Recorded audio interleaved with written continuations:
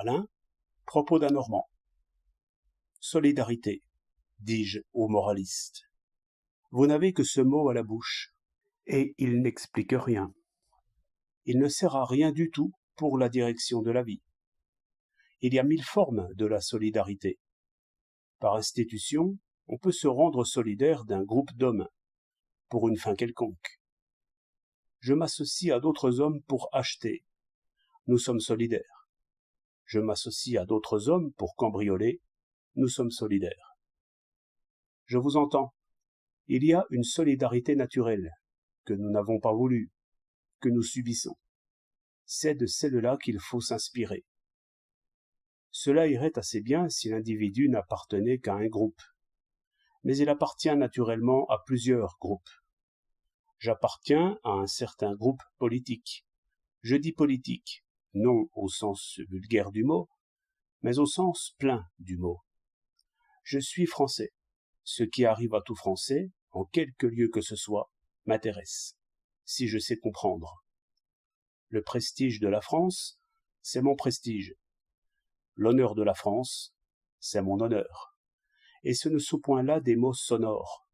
J'ai intérêt à ce que la France soit puissante et redoutable partout. Mais j'ai surtout intérêt à ce qu'on le croie, et par conséquent à ce qu'on le dise. Si donc quelqu'un laisse entendre l'opinion contraire, par action, geste ou discours, je me sens humilié, c'est-à-dire menacé. Voilà pourquoi, si la France était insultée quelque part, je penserais bien en pensant que je suis insulté. Et j'agirais bien en employant toutes mes forces, moi avec d'autres, jusqu'à ce que l'injure fût réparée, c'est-à-dire jusqu'à ce que l'opinion au sujet de notre puissance fût ce que je veux qu'elle soit, pour ma tranquillité. Tout cela est très clair. Mais je suis aussi ouvrier, supposons-le. Je surveille avec attention le prix des objets que je fabrique. Toutes les fois que je juge que le patron peut me faire un avantage, je l'obtiens, en agissant de concert avec mes camarades, par la seule menace d'une grève. Car, en montrant notre puissance, en diverses circonstances, nous avons acquis un certain prestige, qui augmente notre sécurité. Si maintenant ce prestige est menacé, si, en France ou ailleurs, quelque association de patrons marche en guerre contre des ouvriers syndiqués, le résultat de la lutte m'intéresse, si je sais comprendre.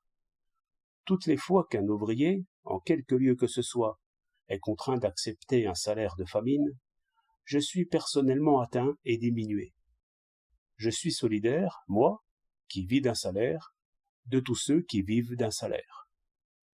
Prouvez-moi maintenant, monsieur le moraliste, que je dois préférer une de ces solidarités à l'autre.